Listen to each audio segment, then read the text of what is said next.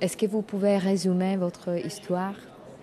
Je m'appelle Diallo Tcherno, je suis d'origine guinéenne et en fait je suis arrivé à Strasbourg à l'âge de 15 ans euh, pour des problèmes surtout politiques qui étaient dans mon pays. Donc j'ai été obligé de fuir là-bas pour sauver ma vie. Et je suis arrivé tout seul, je fais partie des jeunes mineurs isolés non accompagnés comme on nous appelle ici. Et donc, avant d'arriver ici, j'ai passé par la Grèce, où c'était aussi très, très, très difficile pour les immigrés. Il y avait surtout les membres du parti néo-nazi là-bas, les lobes dorés, qui tabassaient les immigrés. Et je me suis dit que ce n'était pas le bon endroit pour moi. Et toujours à la quête de la paix, je suis venu à Strasbourg dans le but de me rendre en Allemagne. Sauf qu'arrivé à la gare de Strasbourg, on n'avait plus assez d'argent et j'étais contraint de rester ici. Donc malheureusement pour moi, j'ai passé une nuit au froid dehors avant que quelqu'un avant que quelqu'un écoute à mon histoire et qui m'a orienté à l'association Thémis. De là-bas, on m'a amené dans un foyer qui s'appelle le foyer Oberholz de Buxwiller, où j'y étais. J'ai passé des années là-bas, j'ai été scolarisé et j'ai passé mon brevet ici. Aujourd'hui, je suis au lycée Gutenberg et l'année dernière, j'étais le deuxième de ma classe, ce qui montre qu'il y a des choses qui ont été faites et je suis vraiment content de la vie que je vis depuis que je suis là, ce qui était inimaginable pour moi quand j'étais en Afrique. Mais ce n'est pas que la belle vie depuis que je suis venu. J'ai dû faire une demande d'asile auprès de l'OFPRA et un recours à la CNDA. Ben, ça n'a pas du tout été facile parce qu'en face de moi là-bas, j'avais un jury pour moi qui n'avait pas, je vais dire comme ça, qui n'a pas de cœur.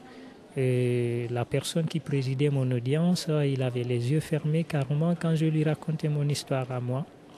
Donc il y a tout ça qui m'a fait beaucoup de peine et j'ai aussi beaucoup de difficultés à assumer mon statut de mineur étranger isolé à l'école, c'est-à-dire en face avec mes camarades, je les ai toujours cachés.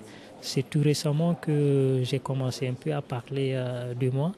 Et je pense qu'il y a beaucoup de jeunes qui sont dans ce cas ici, même à Strasbourg, qui ont un peu quand même parfois honte qu'on les dise mineurs étrangers isolés. Et à part ça, j'aimerais aussi parler, parce que là maintenant, je suis un peu dans le statut de jeune majeur. Donc, je bénéficie de l'aide du Conseil général pour le placement et tout mon suivi scolaire. Mais j'aimerais aussi vous dire que c'est aussi un peu c'est quelque chose qu'on risque de perdre bientôt parce qu'il y a eu beaucoup de changements au niveau du Conseil général qui ne veut plus prendre en charge des jeunes majeurs étrangers pour des problèmes tout simplement économiques.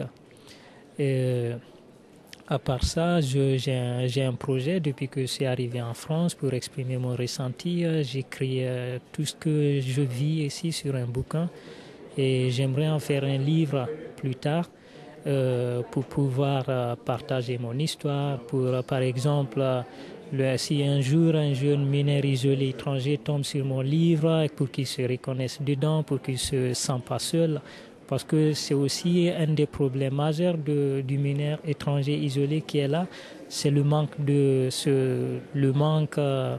la famille, se sentir isolé, et c'est vraiment vraiment difficile. Mais en même temps, je me dis que j'ai de la chance d'être accompagné par mon foyer au Burrols et j'ai tout ce qu'il faut pour continuer jusqu'à passer mon bac. Et je pense que, par exemple, comme je parlais avant, les jeunes majeurs, leur placement qu'on est en train de perdre, la majorité ne sont plus en charge. Et je pense que les institutions qui s'occupent de nous, ils doivent aussi nous fournir, essayer quand même de revoir un peu leur politique Par exemple, le suivi du jeune. Par exemple, si un jeune a 18 ans, il est abandonné, il est plus accompagné en plein milieu de sa formation, ce n'est pas du tout facile pour lui.